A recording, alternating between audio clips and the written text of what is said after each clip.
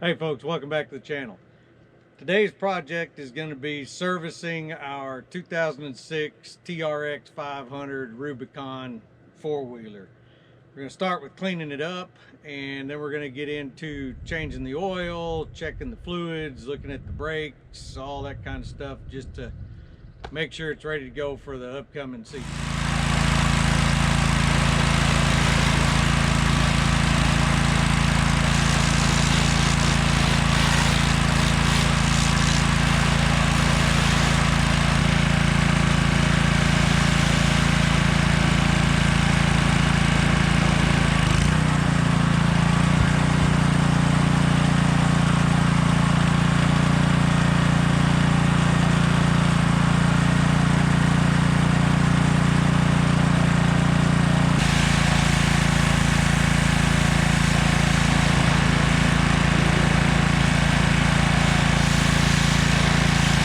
Alright, as you saw, I blasted the decals off of this thing. They were starting to come loose anyway, so I may or may not get some new ones and stick back on there. I know what it is. First thing we're going to check is going to be the differential fluid levels. And the way you check it is remove this plug, because I've got the guards or skid plates on the front of the A-arms on mine. The easiest way to get to it is using a extension on your ratchet with a universal, and it takes a 17mm socket. You could probably get in here with a wrench, especially if you've got a ratcheting box end, but this is just an easier way to do it. It's got an O-ring on it, so it may be a little sticky to get off there, but it shouldn't be that hard. And once you get it broken loose, you can just reach in and unscrew it. And what you want to see when you open it up is that the level is right even with the bottom of the threads. And if you stick your finger in there, you can get a little on it and pull it out, and it's not black, it's not greasy. There didn't, it's not milky, so there's no water in it. So it looks pretty good. It doesn't smell burned.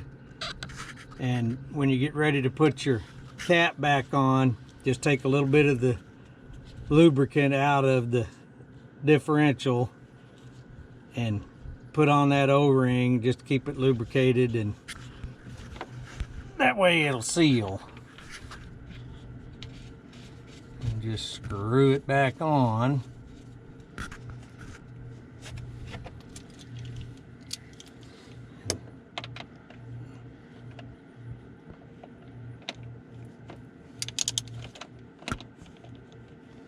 And retighten it.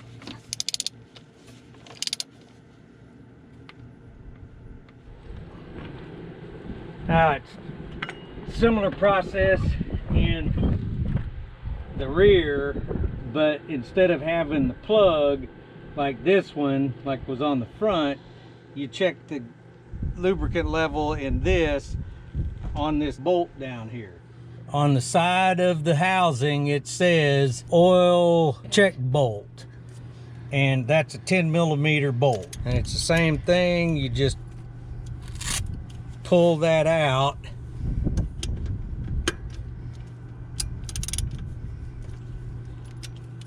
and that should be where your oil level is.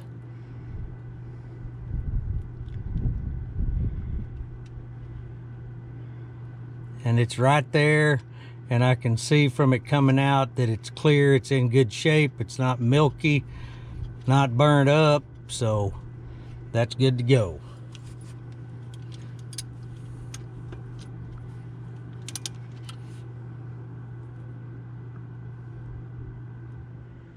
To get this ready to change the oil and check the coolant level, it needs to be warm.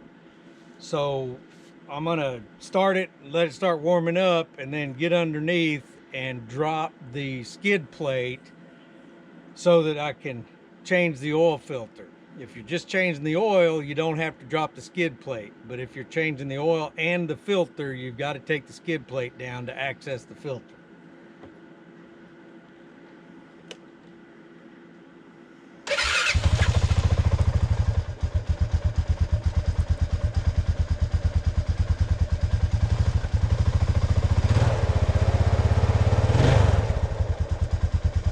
To take the skid plate down, there's 4 bolts, 2 in the front, 2 in the back.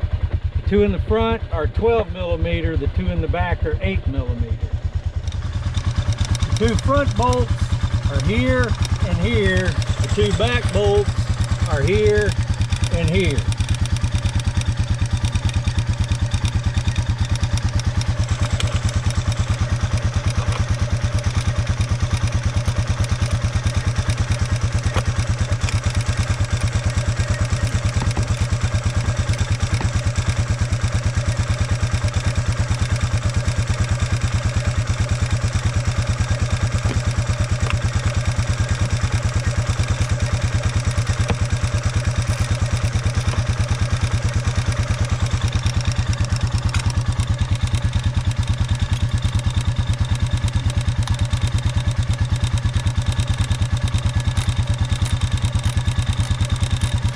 No, I don't know why Honda chose to use 2 different size bolts.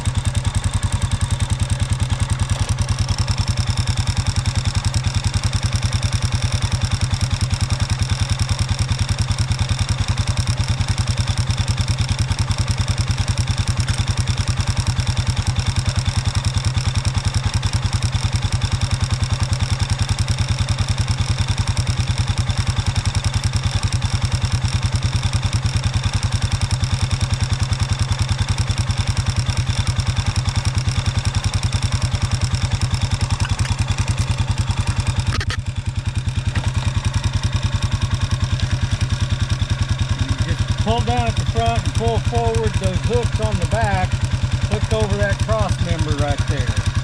And you see, despite having pressure washed it pretty well, it's still covered in dirt.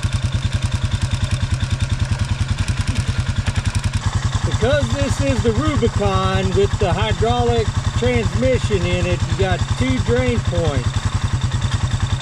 You got one here and one here. And then this is your oil filter housing. The drain points are 17 millimeter.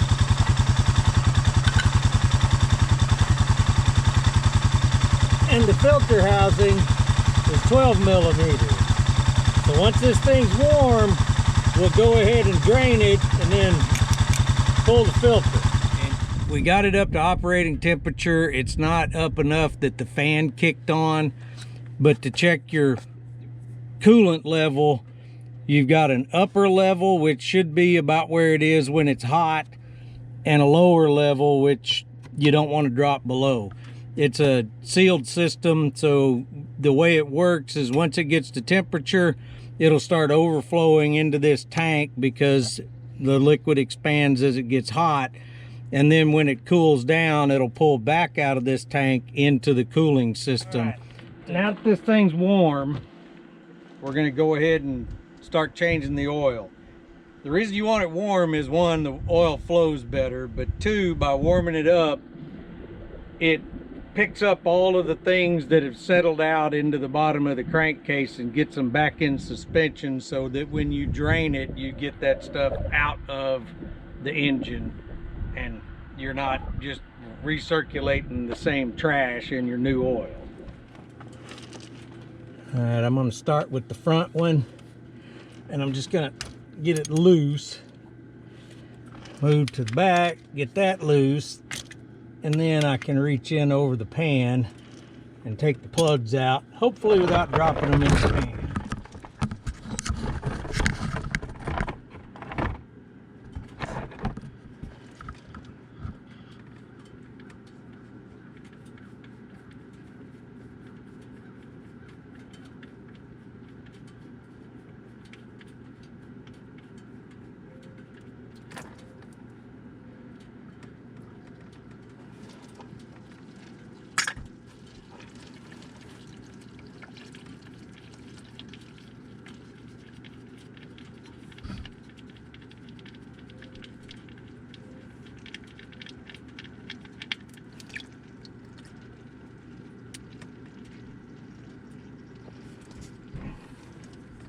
And once you get it started draining, you want to come up and loosen your oil fill cap, because it'll let air come in behind the oil and it'll drain more completely and a little faster. The kit that I'm using for this came off of Amazon, and it's pretty dang complete. Came with a Honda OEM oil filter, a Honda OEM air filter, which we may or may not use depending upon the condition of the one that's in here. 5 quarts of oil, and it's the Honda GN4 oil that they recommend. It came with a spark plug and 2 replacement crush washers for the drain plug.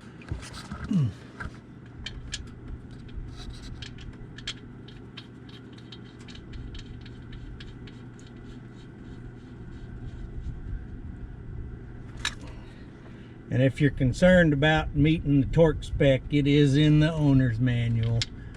I think it's something like 18 foot-pounds.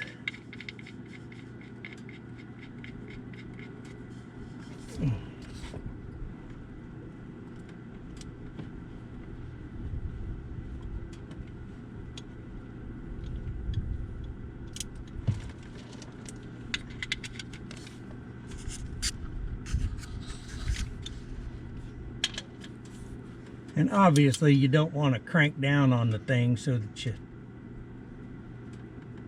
pull the threads, since you are putting steel into aluminum. Now I'm going to go ahead and drop the oil filter. Well, hopefully not drop it, but take it out. And when you pull this out, you've got a central hollow bolt that should have a bypass valve inside of it and a series of holes that let the oil get into the filter. But between this cap and the bottom of the filter, there'll be a spring and a washer. So you need to make sure that you keep up with that.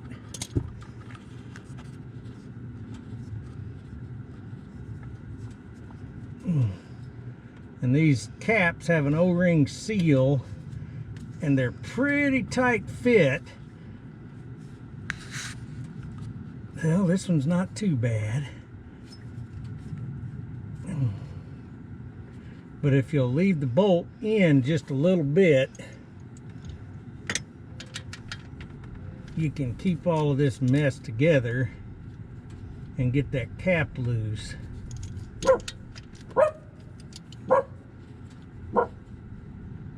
If I remember right, there's about an inch and a quarter of threads on the end of that bolt. There we go.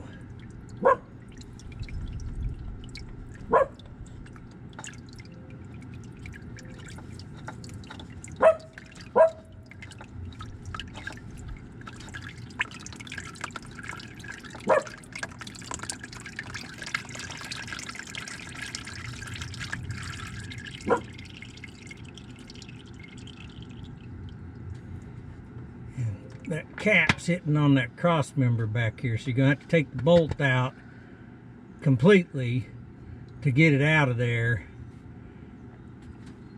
So what I said earlier about leaving the bolt in to keep it all together isn't gonna work.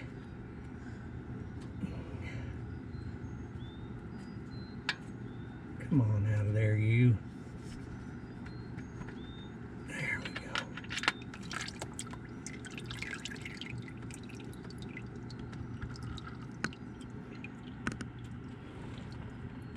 But that's what I was saying, that bolt, it's got about 7/8 of an inch threads on this one.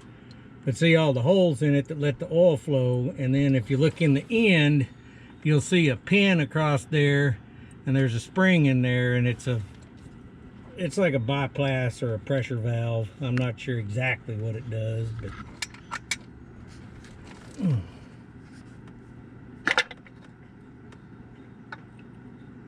okay, there's your filter.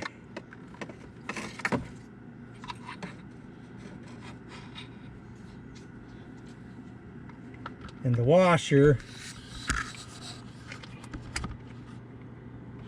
goes up against the rubber gasket or rubber grommet in the filter, and then there's the spring that keeps tension together and keeps everything pushed up against the sealing surface inside the housing on the bottom of the case.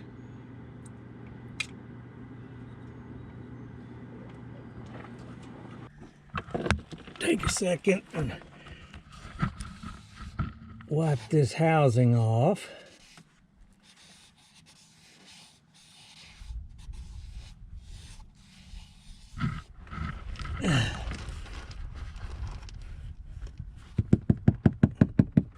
Now I'm just going to take a little bit of the old oil and rub this O-ring with it, since I wiped it down, to provide it a little lubricant to get it to slide into the bottom of that housing.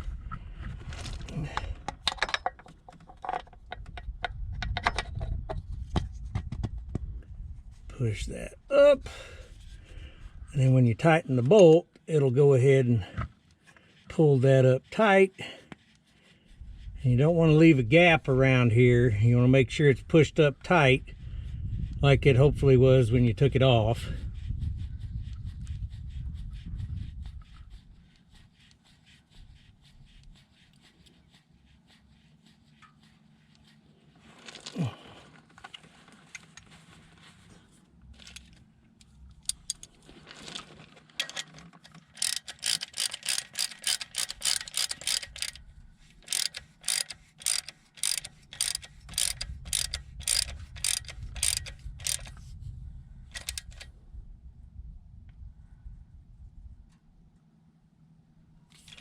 All right, see, closed up. Close that gap up. Now, take a rag and wipe all of your oil drips off, because before we put that skid plate back on, we're going to get under here and double check and make sure we don't have any leaks.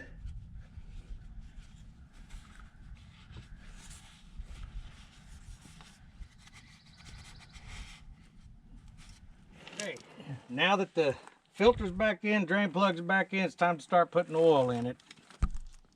And that is a little awkward to get to, and I'm not sure that this is going to help much, but we'll try it. It was free after all. What I'm going to do is, since it takes 4.9 quarts, I'm going to put about 4.5 quarts in it. Start it, let it idle for a few minutes, and then turn it off and let it drain back for about 3 minutes, and then check it again.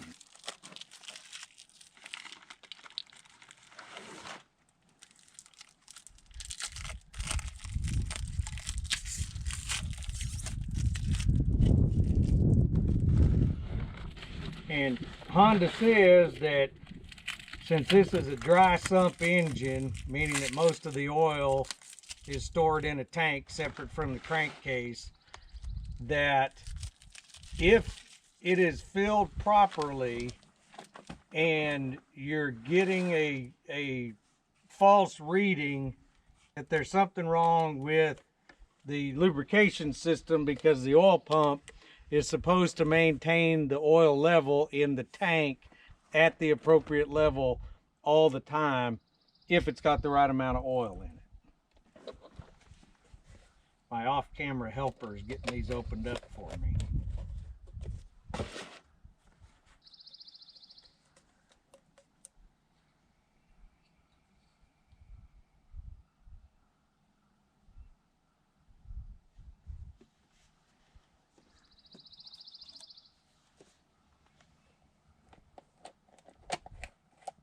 That little free funnel is working pretty well.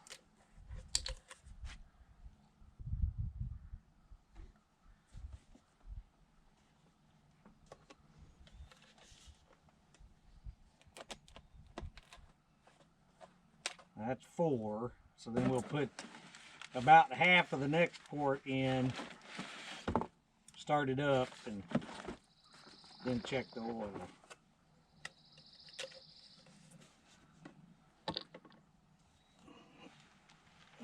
not. Let me see.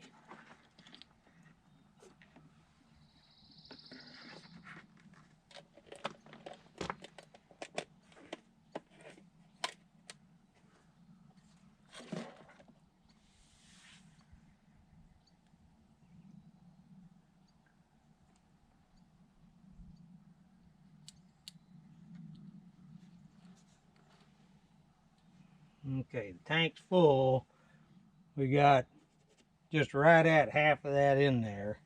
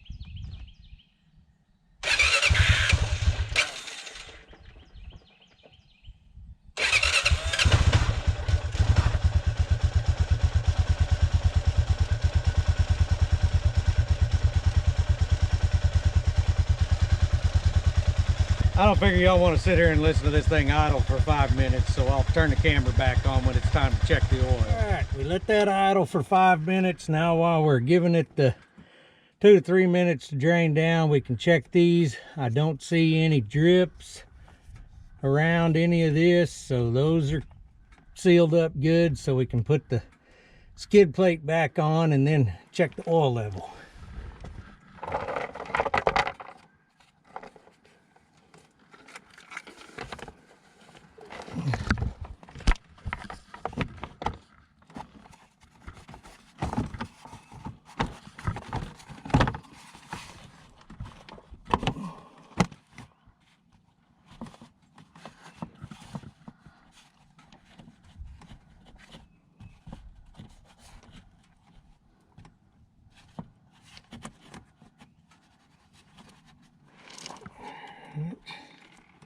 And the front ones are the 12 millimeter and the back ones are the 8 millimeter.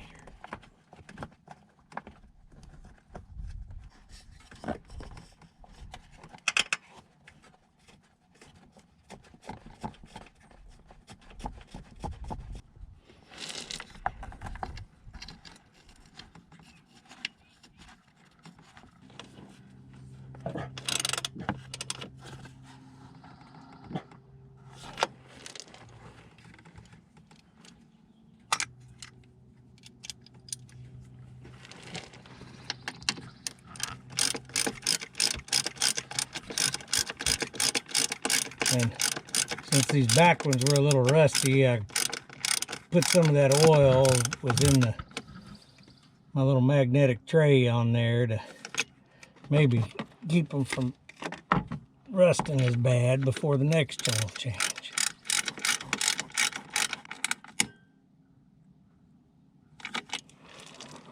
Okay, that's good. Now we need to check the oil level.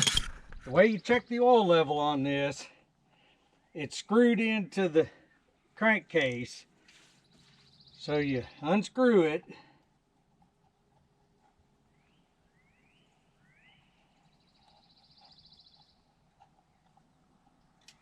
Pull it out. Wipe it off. Put it back in without screwing it in. Pull it out and check it.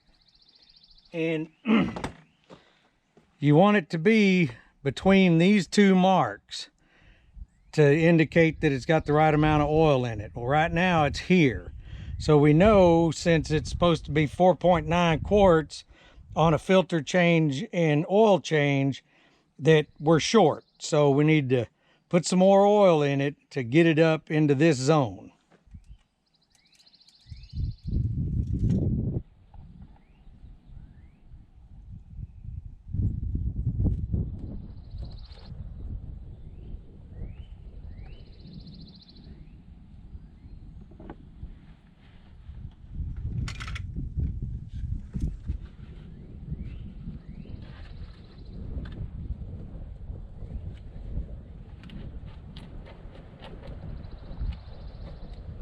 So since we know that this is a 32-ounce bottle, 1/10 of a quart is 3.2 ounces. Well, here's your 4-ounce mark. So we should be just a little below that to be at 4.9 quarts, or 9/10 of this quart.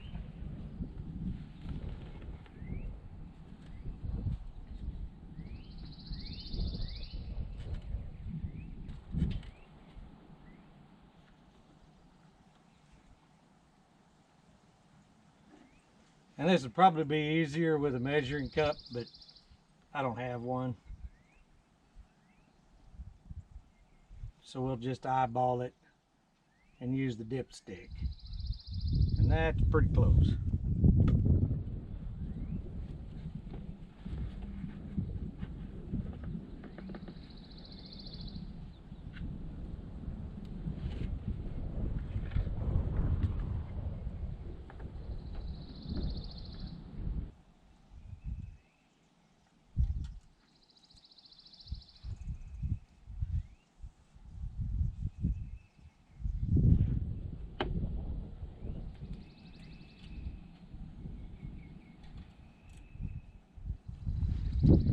And now our oil is coming up to right here.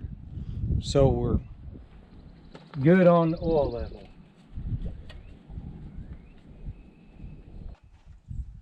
And that's how you change the oil. While we're checking fluid levels, we want to take a look at the front brake. The rear brake's mechanical, so there's no fluid to check. This is hydraulic reservoir for the front disc brakes. It uses a .4 brake fluid, and on this sight window there's a lower mark there. We're right on it. I'm not going to mess with it. It's good enough. If you're using the brakes a lot and the fluid gets warm, it'll expand and it'll fill that window up. So we're good on that. No reason to crack this open and risk damaging the seal inside there. Next thing we need to check is the air filter. Your release for your seat is in here, and there's a little handle that you'll feel sticking out. It's just a bent piece of round rod with a flat on the end. Pull up on it, pick up on the seat, and it'll disengage. That's what the handle looks like, and these hooks engage in these eyes that are on the top of the frame rail, and then these pins go down in these rubber grommets. On the front there's a set of hooks that hook in right here on your bodywork. And to check the air filter, your air filter's in here. This is your filter box, or your intake air box. You just pull these spring clips back,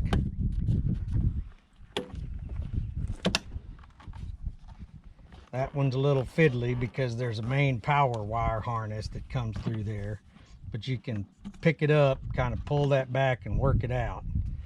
And there's your air cleaner. Our air cleaner actually looks pretty dang good, so I'm not going to mess with it.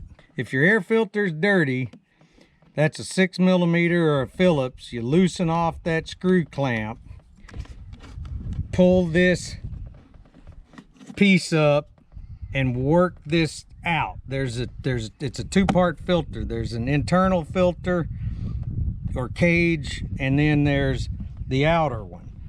And what you want to do is clean that up. Honda recommends using kerosene. I normally just use Dawn dishwashing detergent because it cuts grease. If you'll brush or scrape off the caked on dirt and different things that'll get on there, then you can just let that Dawn soak in for about 5-10 minutes and start using water and rinse it out. Once you get it clean, you want it to be completely dry before you oil it. So set it in the sun and let it dry, or use paper towels and squeeze the water out of it. You can use an air compressor and blow the water out, blow it from the inside to the outside. Just make sure it's dry when you put your oil back on there.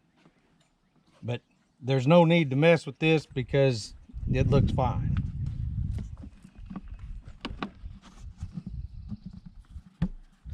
Then put your lid back on. It's got an arrow that points to the front, so you know that you're getting it on correctly. And put your spring clips back on. All right. To get to the spark plug, you've got to pull back this rubber cover here. Your spark plug's down in here. And there's a hook at the front that you've got to pull forward and up a little bit. And this slot goes over that hook.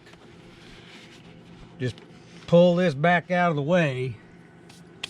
And then take a look down in there and make sure that you're not going to be dumping a bunch of trash down inside your cylinder. It's actually pretty clean.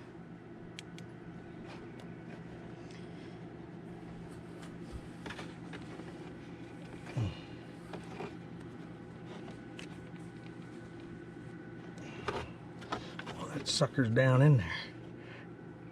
All right, I'm gonna have to get a pair of pliers. It's really hard to get your fingers down in there and pull that off, so I'm going to use a pair of these needle nose hose pliers and reach down in there to get that cap out. And it just pulls off and straight up.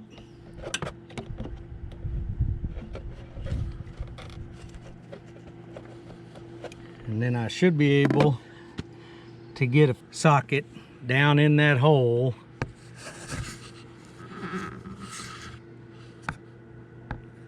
It's way down in there, so I'm gonna have to have an extension and a ratchet to get it out.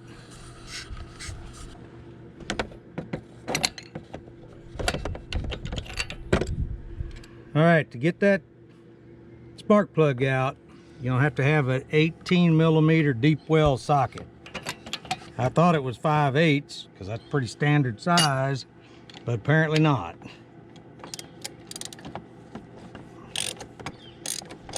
It's not in there very tight.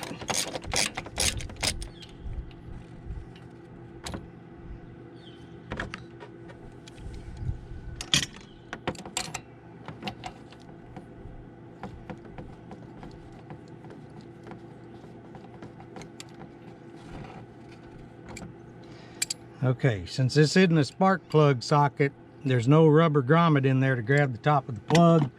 So if you'll take your spark plug boot, put it back down in there.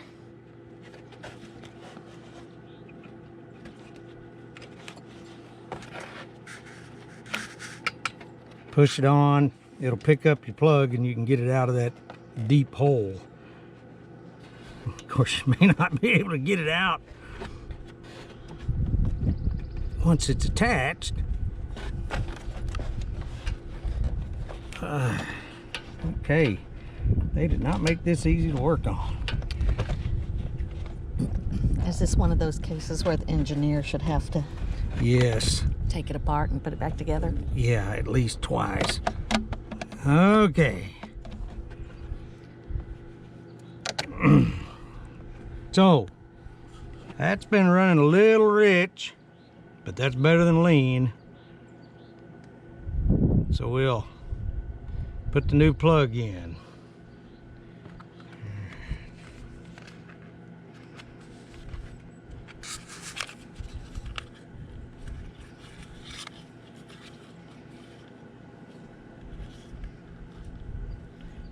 And they are the same. NGK IJR7A, number 9. All right, I need to check the gap. According to Honda, your gap is not supposed to exceed 1 millimeter. I don't have a 1 millimeter wire feeler gauge. I've got 0.889 and 1.02. So 1.02 doesn't go. 0.889 is tight. .804 is tight. .762 goes. Since they gave me a not to exceed number, I believe they're talking about because of erosion. So we're not exceeding that number, and I'm going to consider that good. It may be a little tight, but I'm going to call it good. And what they say to do is put this in till it snugs up, and then go 3/4 of a turn to seat it and get that washer sealing against the head.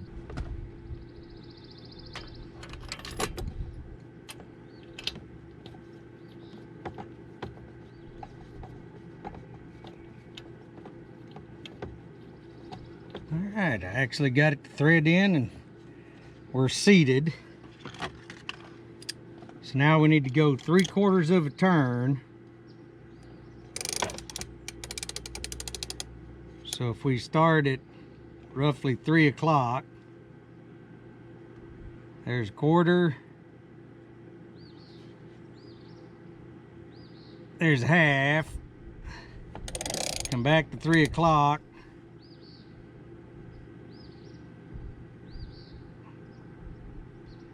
and that's getting tight enough I'm not going to push it. All right.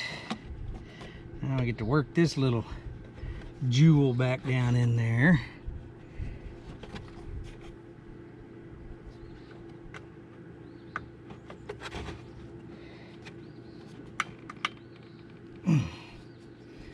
And you can feel it engaging those thread cuts on the end of the spark plug. Put your finger under there, give it a little pull. It's locked in good. So that's done. Now we can put our little, I don't know what for, cover back on.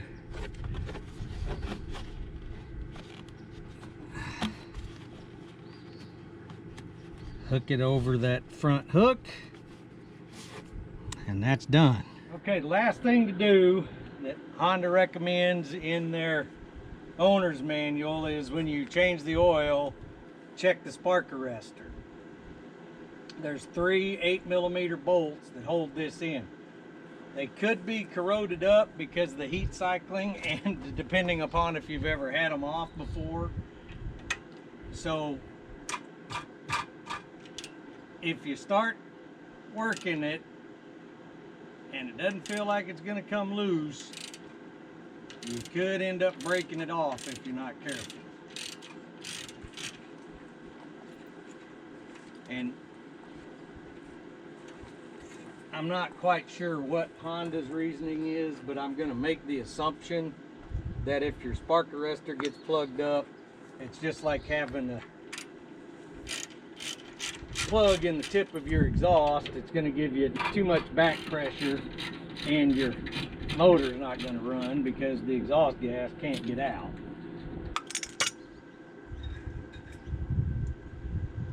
And there's your spark arrestor. And this one's really not too bad, but you can see it's been running pretty rich. I'm just going to take some spray cleaner and clean that off, and then that's your sealing washer that goes in the outlet of the muffler and seals off your spark arrestor. I'm just going to use a little bit of brake cleaner and see if I can get that stuff off of there.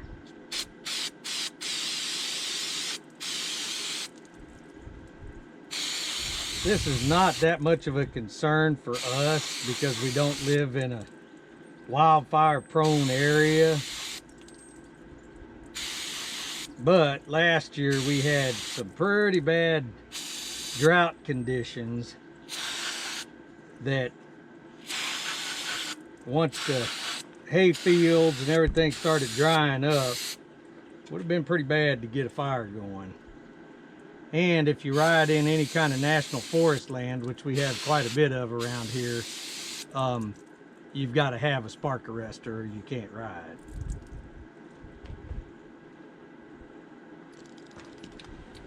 This will make a little bit of smoke.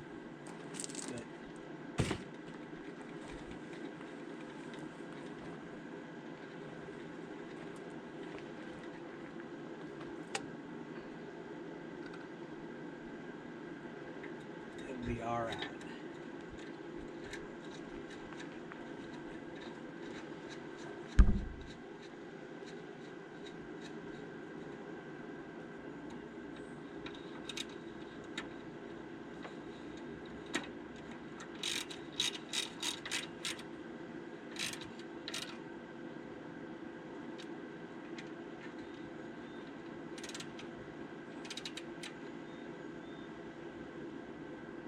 Okay, last step after you've done your oil change is to reset your indicator. There's the oil change indicator down here on the bottom left of your instrument cluster. And the way you do that is just push your odometer trip and your reset, or the two bottom left buttons. Some of them have a different button than the reset.